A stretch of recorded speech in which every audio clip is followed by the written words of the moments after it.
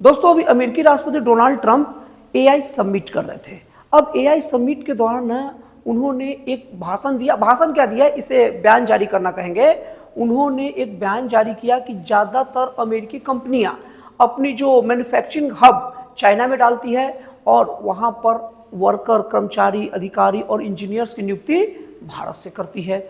और यही नहीं, उसके बाद उन्होंने ये बात कहा कि इससे जो अमेरिकन जो प्रतिभाशाली है, जो अमेरिकन जो प्रतिभा है, उसको बहुत ज़्यादा क्षति पहुंचती है, धक्का लगता है और ये अमेरिका के साथ विश्वासघात जैसा है। अब इसके बाद में वो यही नहीं रुके, एक वर्ड आप लोग सीख लीजिए, रेडिकल ग्लोबलिज्म। रेडिकल ग्लोबलिज्म का उन्होंने आरोप भी लगाया। रेडिकल ग्लोबलिज्म का मतलब ये होता है कि कोई भी ऐसा देश है ना, कोई भी ऐसी देश या कंपनी इस आधार पर अपने कर्मचारियों की नियुक्ति करती है कि किसी खास जगह के लोग भी ज़्यादा काबिलियत होती है, उसको रेडिकल ग्लोबलिज्म कहते हैं। तो ये आरोप भी उन्होंने रख दिया। अब यहाँ ध्यान देने वाली बात है, अमेरिकी राष्ट्रपति डोनाल्ड ट्रंप को एक कहना पड़ गया कि बाहर के लोग आ रहे हैं तो हमारे प्रतिभा का क्या होगा। दोस्तों जब जब कोई देश या जब जब कोई नेता अगर ये बात कह दे कि बाहर के लोग हमारे में आ जाएंगे तो हमारी प्रतिभा का क्या होगा, मतलब कि एक बात तय मान लीजिए कि अब वहां प्रतिभा की कमी हो गई है, तभी उनको बाहर से आने वाले लोगों से डर लगता है और ये डर आदमी को सिकुड़ाता है।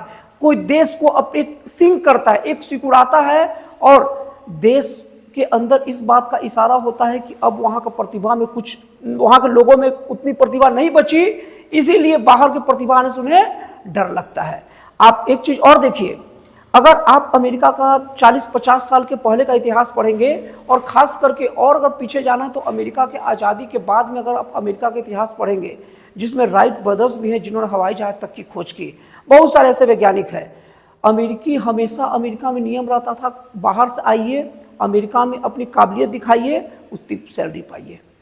अमेरिका में इतनी ज्यादा आजादी थी, खुला चैलेंज था वहां के प्रतिभावान लोगों का कि जहां से आना है आओ, खुला मुझसे टक्कर लो और मेरे से जीत के जाओ।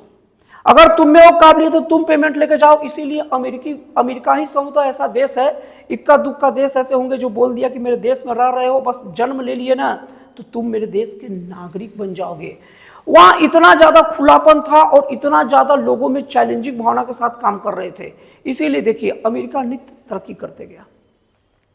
लेकिन अब अमेरिकी राष्ट्रपति डोनाल्ड ट्रंप को यह बोलना पड़ रहा है कि बाहर के लोगों से हमारे प्रतिभा को खतरा है। मतलब अब अमेरिकी राष्ट्रपति भी मान रहे हैं, और अमेरिकी राष्ट्रपति का बयान कोई खुद से दिया बयान नहीं रहता, बड़े बड़े अधिकारी और बड़े बड़े एक्सपर्ट बहुत सारे रिसर्च करके बयान को तैयार करते हैं, जिसको राष्ट्रपति द्वारा दिया जाता है।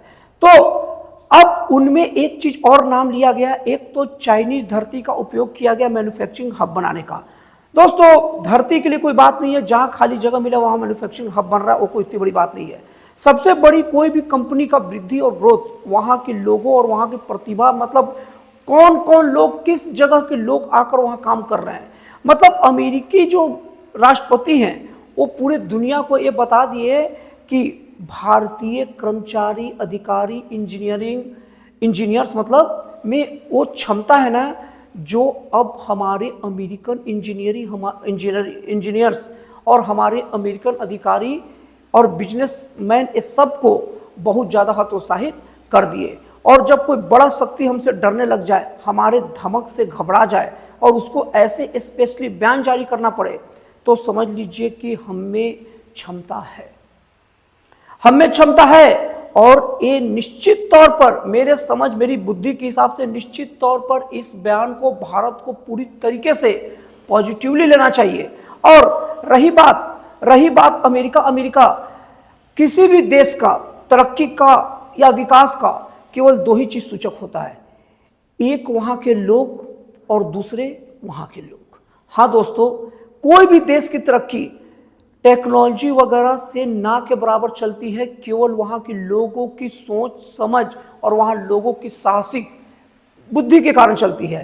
और अब इसमें कुछ लोग हंस सकते हैं, तो मैं आप लोग बता दूं, जापान जैसे देश को बता दूं, जापान देश में ऐसे उतने रिसोर्सेस नहीं हैं जितने रिसोर्सेस अन्य देशों में रहते हैं, लेकिन जापान की तरक्की ये बताती है कि हमारे पास रिसोर्सेस नहीं होने के बावजूद भी तरक्की कर सकते हैं, क्योंकि हम में वो मेंटलिटी है और हमारे पास के जो भी वर्कर कर्मचारी इंजीनियर्स हैं उस काम के लिए तैयार बैठे हैं। तो दोस्तों आपको एनालिसिस कैसा लगा प्लीज कमेंट करके बताइएगा। तो फिर मिलते हैं अगले वीडियो में एक नए, एक जन कल्याणकारी और एक राष्ट्रवासी प्रेरित नए विचारों के साथ।